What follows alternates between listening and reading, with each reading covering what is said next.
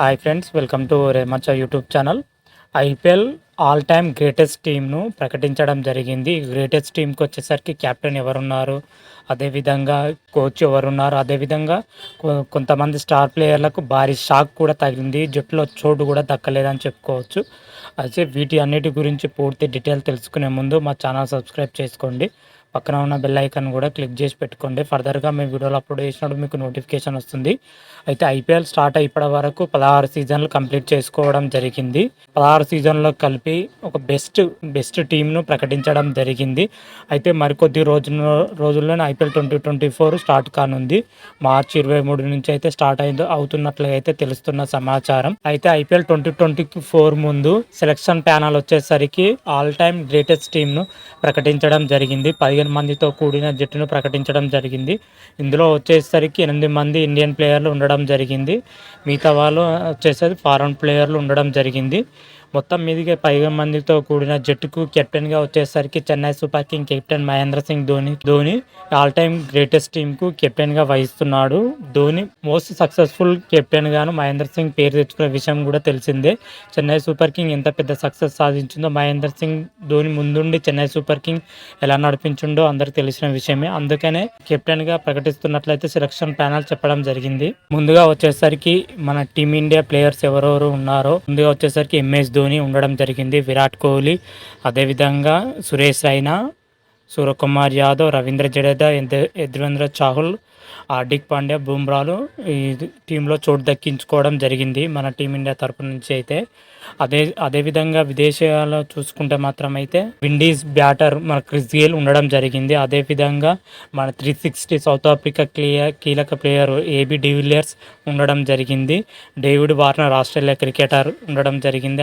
అదేవిధంగా West Indies cricketer kirana Pollard, అదేవిధంగా సునీల్ నారాయణ్ చోటు దక్కించుకోవడం జరిగింది.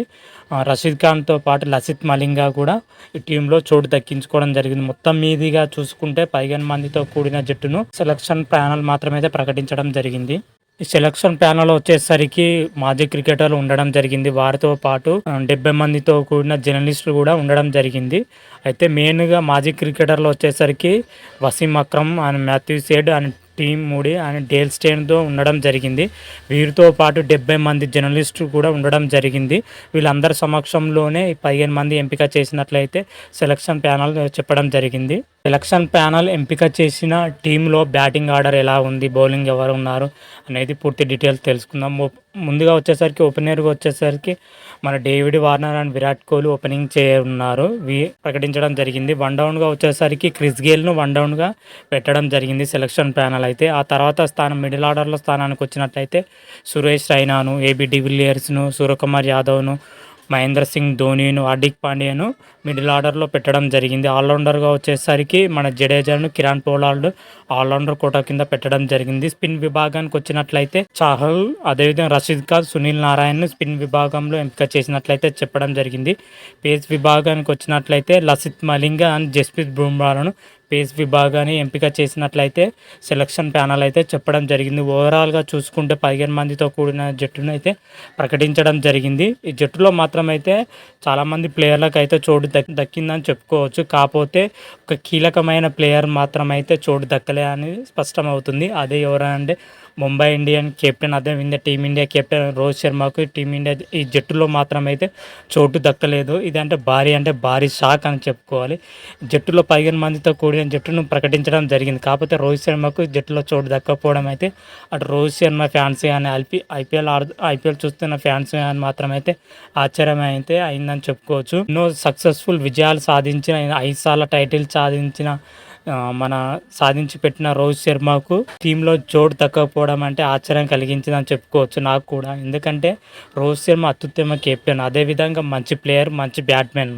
అన్ని విభాగాల్లో చూసుకున్న రోహిత్ శర్మ మాత్రం అయితే సూపర్ బ్యాట్స్మెన్ అండ్ కెప్టెన్ అని చెప్పుకోవచ్చు.